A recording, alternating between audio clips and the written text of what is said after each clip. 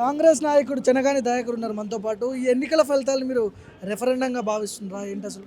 100కు 100% తెలంగాణ ప్రజలు ఒక అద్భుతమైన చారిత్రాత్మకమైన తీర్పుని తెలంగాణ ప్రజాపాలనకు ముఖ్యమంత్రి రేవంత్ రెడ్డి గారి పాలనకు అందించారు.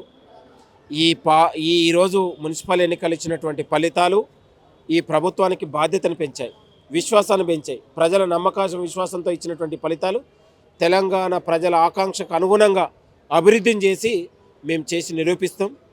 అనేక తప్పుడు సమాచారాలతో, విష ప్రచారాలతో ముఖ్యమంత్రి గారిని పైన గౌరవం లేకుండా, నోటికి ఏదో అద్దు అదుపు లేకుండా వివరించి ఒక ఆంబోతుల్లాగా వివరించిన హరీష్ రావు కేటీఆర్కు ప్రజలు సరైన గుణపాఠం చెప్పారు. చెంప చెల్లుమనేలా బీఆర్ఎస్ పార్టీకి, బీజేపీలకు ఘనమైనటువంటి తీర్పు ఇచ్చారు.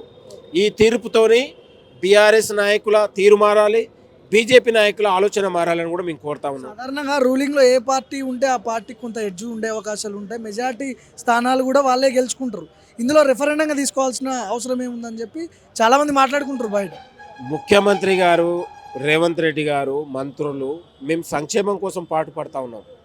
మేము ఎక్కడ కూడా ఇవాళ బీఆర్ఎస్ నాయకులు తప్పుడు ప్రచారాలు చేశారు, విష ప్రచారాలు చేశారు, స్కామ్లని, లూటింగ్ అని రకరకాల తెలంగాణ ప్రజలు పట్టించుకోలేదు. 10 ఏళ్ల పాటు తెలంగాణను దోచుకొని దగా చేసి లూటీ చేసినటువంటి దొంగలు బీఆర్ఎస్, బీజేపీ నాయకులు. బీజేపీ నాయకులకు ఈరోజు వంతపాడేది బీఆర్ఎస్ నాయకులు. ఇక్కడ ఉన్నటువంటి బీజేపీకి ఇద్దరు కలిసి ఒకే ఎజెండాతో ముందుకెళ్ళినాయి. అయినా కూడా ప్రజలందరూ కూడా గమనించారు. కేటీఆర్ మున్సిపల్ శాఖ మంత్రి ఉండి తెలంగాణ రాష్ట్రానికి ఒరిగింది ఏంటి? ఏం అభివృద్ధి చేసిండు? ఇప్పటి వరకు డ్రైనేజ్ వ్యవస్థ ఏమైనా బాగుపడదా? మున్సిపల్ వ్యవస్థ ఏమైనా బాగుపడదా? దగా చేసి దోపిడీ చేశారు. ఇప్పుడు కొన్ని ప్రాంతాల్లో, పటాన్ చెరువు లాంటి ప్రాంతాల్లో గూడెం మైపాల్ రెడ్డి కొన్ని కొన్ని ఆయన స్పీచ్, కొన్ని మాట్లాడిన మాటలు వైరల్ అవుతున్నాయి. కాంగ్రెస్ పార్టీలు ఉంటూ బీఆర్ఎస్కి ఓట్లేయని చెప్పి చేయండి అని చెప్పి మొన్న ఒక స్టేట్మెంట్ ఇచ్చిండు. అది వైరల్ అవుతుంది. ఇప్పుడు ఎట్లా చూడాలి దీన్ని? ఇప్పుడు అది మా పార్టీకి సంబంధం లేని వ్యవహారం. ఇప్పుడు అక్కడక్కడ కొన్ని జరుగుతుంటాయి, దాన్ని మేము పట్టించుకో. మెజార్టీగా 80% పైగా ప్రజలు ఇవాళ మున్సిపల్ ఎన్నికల్లో కాంగ్రెస్ పార్టీకి ఇవాళ ఘనమైనటువంటి చారిత్రకమైన తీర్పిచ్చారు. కాబట్టి ఇవాళ మీరు చూశారు, ఇదే హరీష్ రావు పోతే మల్లన్న సాగర్ నిర్వాసితులు నేటికి కూడా ప్రభుత్వం పోయినా కూడా వాళ్ళ ఆవేదన తెల్లారలేదు. వాళ్ళ పైన లాఠీ చార్జ్ చేసి అనేక రకాలుగా ఇబ్బందులు చేస్తే చెప్పులతో నిరసన తెలియజేశారు. అయినా వాళ్ళ బుద్ధి మారలేదు. ఇదే కేటీఆర్కు సిరిసిల్లాలో ఒక బహిరంగంగా పాంప్లెట్ విడుదల చేశారు. నీకు ఓటేయడం ద్వారా మాకు వచ్చింది ఏమిటి? మీ ఆస్తులు పెరిగినాయి తప్ప మా బతుకులు మారినాయని బహిరంగంగా చేశారు. కాబట్టి తెలంగాణ రాష్ట్రంలో బీఆర్ఎస్ నాయకులకు బతుకులు లేదు, ప్రజా ఆదరణ లేదు, ప్రజలలో పూర్తిగా వ్యతిరేకతతోని బీఆర్ఎస్ పార్టీ ఉన్నది. కాబట్టి కాంగ్రెస్ ప్రజాపాలన 27 నెలలు అవుతా ఉంది. మేము బీఆర్ఎస్ ఆనాడు చేసినటువంటి అప్పులకు సంక్షేమ పథకాలు ఇవాళ మేము కొనసాగిస్తూ ఉన్నాం. అప్పులకు వడ్డీలు కడతా ఉన్నాం. సంక్షేమ పథకాలు ఆగలేదు. ఇవాళ బీఆర్ఎస్ నాయకులు కావలసినంత ప్రచారం చేశారు, అయినా కూడా ప్రజలు తిప్పికొట్టారు. ప్రభుత్వం పైన వ్యతిరేకత ఉంటే ఈ ఫలితాలు ఎందుకు వస్తాయండి? 2020లో కేసీఆర్ రూలింగ్లో ఉన్నప్పుడు కూడా సేమ్ ఇదే ఫలితాలు రిపీట్ అయినాయి వాళ్ళ అధికారంలో ఉన్నప్పుడు. సో దానికి దీనికి ఏమైనా తేడా కనిపిస్తుందా మీకు?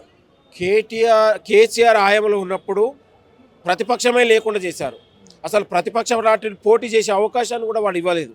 ఇవాళ తెలంగాణ రాష్ట్రంలో ప్రతిపక్షం కూడా ఉండాలని కోరుకుంటున్నాం. మేము ప్రతిపక్షాలు అసెంబ్లీకి రావాలి, మాట్లాడాలి, ప్రజల సమస్యలు ప్రభుత్వానికి వివరించాలి, విజ్ఞప్తి చేయాలని కోరుకుంటున్నాం. ఆ బాధ్యత వాళ్ళు చేయట్లేదు. గతంలో ప్రతిపక్షమే ఉండకుండా చేయాలనేదే కదా వాళ్ళ ఆలోచన. మొత్తం కూడా ప్రజాస్వామ్య రాజకీయ వ్యవస్థను కూని చేశారు. మొత్తం మనందరికీ తెలుసు, ఉప ఎన్నికలలో ఎట్లా చేశారు, ఈ అన్ని ఎన్నికలలో ఎట్లా కూని చేశారనే వ్యవస్థ మీకు తెలుసు. కానీ మేము అట్లా చేయలేదు. ప్రజాస్వామ్యానికి పెద్దపీట వేసినాం. ప్రజాస్వామ్యయుతంగా ఎన్నికలు జరగాలని మేము కోరుకున్నాం. బీజేపీ ప్రభావం కూడా కనిపిస్తుంది నిజామాబాద్, కరీంనగర్ ఇట్లాంటి ప్రాంతాల్లో.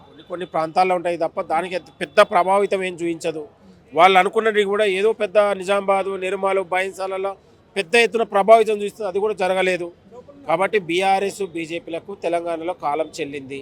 ఒక మార్పు జరిగింది. ముఖ్యమంత్రి రేవంత్ రెడ్డి గారి మార్పు కనపడింది. ప్రజాపాలన వచ్చింది, ప్రజలకు సంక్షేమం దక్కింది.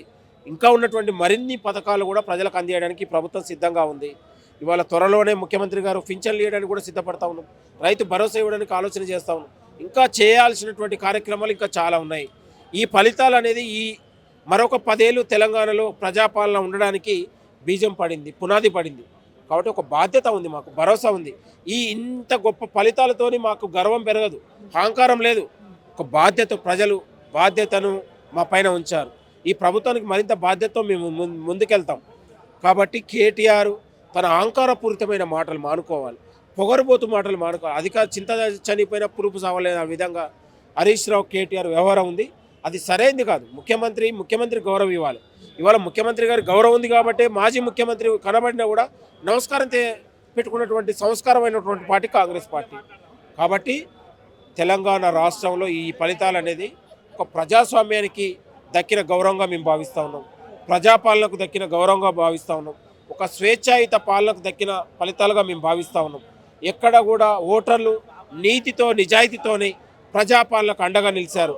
కాబట్టి రానున్న మరొక 10 ఏళ్లలో ఇదే ఫలితాలు కొనసాగబోతూ ఉన్నాయి. రేపు మున్సిపల్ ఎన్నికల, రేపు జిహెచ్ఎంసీ ఎన్నికైనా, ఇవాళ జెడ్పీటీసీ ఎంపీటీసీ అయినా ఏ ఎన్నిక వచ్చినా కూడా మేము డెమోక్రటిక్ అనే ప్రజా ఆమోదంతోనే, ప్రజల ఆదరణతోనే మేము ఓట్లు అడుగుతాం, గెలవబోతాం. Thank you.